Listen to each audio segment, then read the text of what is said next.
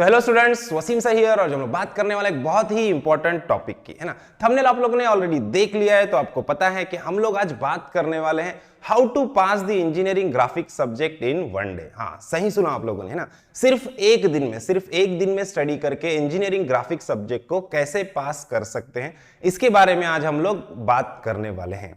तो इसके लिए हम लोग इंपॉर्टेंट टॉपिक्स, कौन से इंपॉर्टेंट टॉपिक्स रहेंगे जो हमको करना है और कैसे स्टडी करना है। देखो, एक दिन में अगर सब्जेक्ट पास करना है तो स्टडी करने का तरीका भी अलग रहेगा, है ना। उसके बारे में भी हम लोग डिस्कस करेंगे। तो सारी चीजें प्रॉपर्ली डिस्कस होगी, वीडियो एंड तक देखिए और 100% आपको पासिंग की गारंटी मिलेगी ना। तो सब में पहले बात करते हैं इंपॉर्टेंट टॉपिक्स की। देखो, तो सब में पहला जो टॉपिक है, जो सबसे इंपॉर्टेंट है, वो है हमारा इंजीनियरिंग कर्व्स, है ना। सबको पता है 6 मार्क्स का क्वेश्चन आता है इंजीनियरिंग कर्व्स पे।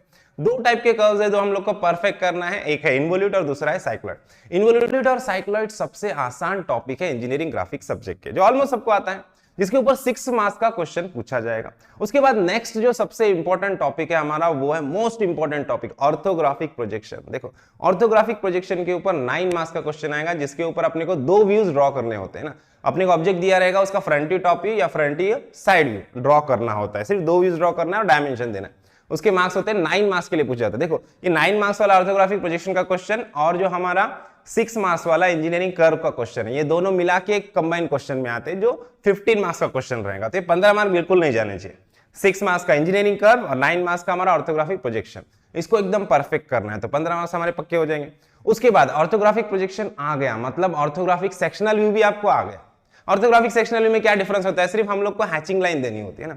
ऑर्थोग्राफिक सेक्शनल व्यू हम लोग को सबसे अच्छे से परफेक्ट करना है, क्योंकि वो क्वेश्चन नंबर 1 में ही आता है, 1 या 2 में आ जाएगा डायरेक्ट। 15 मार्क का क्वेश्चन रहेगा, 15 मार्क्स, है ना, जिसके अंदर अपने को तीनों व्यूज ड्रॉ करने होते हैं, फ्रंट व्यू, साइड व्यू और टॉप व्यू, और जिसमें एक सेक्शनल व्यू रहेगा। 1 या 2 सेक्शनल व्यू होता है, कभी कभी 2 भी पूछते हैं ना।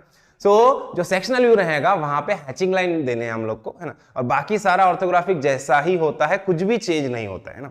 तो ये 15 मार्क के लिए क्वेश्चन पूछा जाएगा। देखो, तो 15 और 15 30 मार्क्स का हो गया हमारा। उसके बाद नेक्स्ट जो टॉपिक है जो हम लोग को अच्छे से करना है, वो है हमारा प्रोजेक्शन ऑफ लाइंस। देखो, प्रोजेक्शन ऑफ लाइंस के ऊपर मिनिमम 6 मार्क्स का क्वेश्चन आता है और मैक्सिमम 15 मार्क्स का भी क्वेश्चन आता है। कुछ एग्जाम में 15 मार्क्स के लिए भी पूछा हुआ है ना। मिनिमम भी हम लोग पकड़ेंगे, 6 मार्क्स के लिए भी पकड़ेंगे, तो इजी टॉपिक है ना। कुछ उसके टाइप से वो अच्छे से कर लोगे आप, पूरे मार्क्स भी नहीं मिलेंगे इसके, हम लोग को 4 मार्क्स भी मिलते हैं, तब भी 6 में से हम लोग 4 मार्क्स ही पकड़ेंगे इसके। तो हम लोग को प्रोजेक्शन ऑफ लाइन करना है अच्छे से। उसके बाद लास्ट जो टॉपिक है जो हम लोग को अच्छे से करना है, वो है प्रोजेक्शन ऑफ सॉलिड्स। देखो, प्रोजेक्शन ऑफ सॉलिड में भी देखो 3 स्टेज वाले और 2 स्टेज वाले, 2 टाइप के प्रॉब्लम है, सबको पता है ना। जो 3 स्टेज वाले प्रॉब्लम है बहुत टफ आते हैं, 15 मार्क्स के लिए क्वेश्चन पूछता है, और जो 2 स्टेज वाला प्रॉब्लम है 6 से 8 मार्क्स के लिए पूछता है ना। तो आप लोगों को क्या करना है, सिर्फ 2 स्टेज तक ही इसको प्रिपेयर करना है, प्रोजेक्शन ऑफ सॉलिड को। 3rd स्टेज पे जाओ ही मत, है ना। सिर्फ 2 स्टेज तक अच्छे से प्रिपेयर करना है। 3 स्टेज वाला एक ही प्रॉब्लम अगर पूछा 15 मार्क्स के लिए, तब भी उसका आंसर आपको 2 स्टेज तक आंसर निकाल के छोड़ देना है, तो आपको आराम से 7 मार्क्स मिल जाएंगे, है ना। तो देखो, टोटल कितने हो गए हमारे, 15 मार्क्स पहले क्वेश्चन में इंजीनियरिंग कर्व्स और ऑर्थोग्राफिक प्रोजेक्शन के 15 मार्क्स हो गए। ऑर्थोग्राफिक सेक्शनल व्यू के 15 मार्क्स हो गए, 30 मार्क हो गए।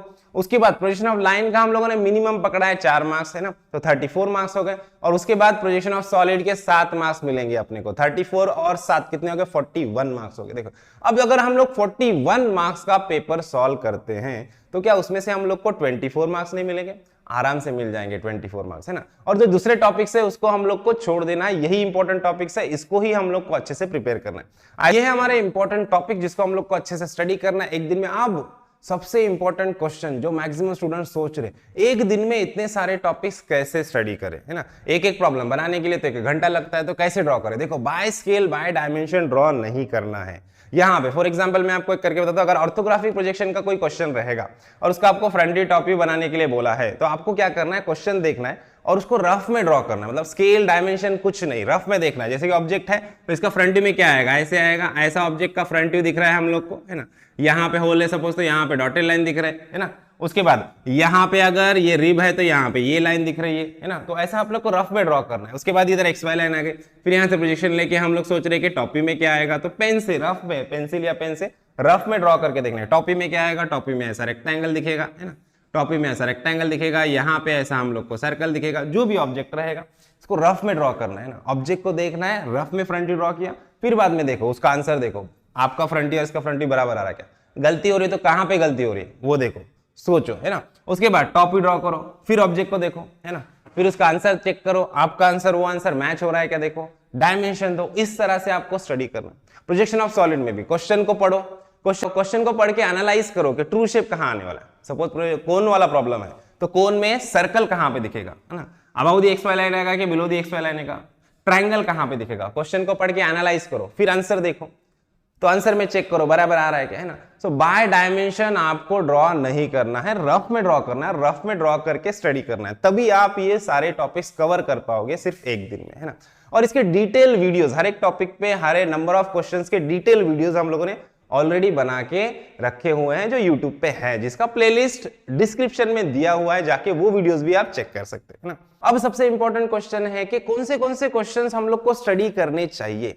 डेफिनेटली पीवाईक्यूज हम लोग को करना है। पीवाईक्यूज कौन से करना है 2015 से, देखो 2015, 16, 17, 18, 19, 2015 से लेकर 2019 तक जितने भी क्वेश्चन पेपर्स है सारे अच्छे से देखो, जितने भी क्वेश्चंस में पूछे हैं वो सॉल्व करो। उसके बाद 20 और 21 लॉकडाउन में गया है, 22 का भी हाफ लॉकडाउन में गया है, 22 का एक पेपर मिलेगा, 23 के 2 पेपर आपको मिलेंगे। सो इन पेपर्स को प्रॉपरली स्टडी करना है, आपको अच्छे से स्टडी करना है, तो डेफिनेटली आपको फायदा होगा। प्लानिंग को फॉलो करोगे तो डेफिनेटली 100% आपका पासिंग होने वाला है ना। सो आई होप आपको वीडियो अच्छा लगा है। वीडियो अच्छा लगा है तो वीडियो को लाइक कीजिए, ज्यादा अपने दोस्तों के साथ शेयर कीजिए और चैनल को सब्सक्राइब करना ना भूलिए। तो मिलते हैं नेक्स्ट वीडियो में नेक्स्ट प्रॉब्लम के साथ, तब तक के लिए थैंक यू, बाय बाय।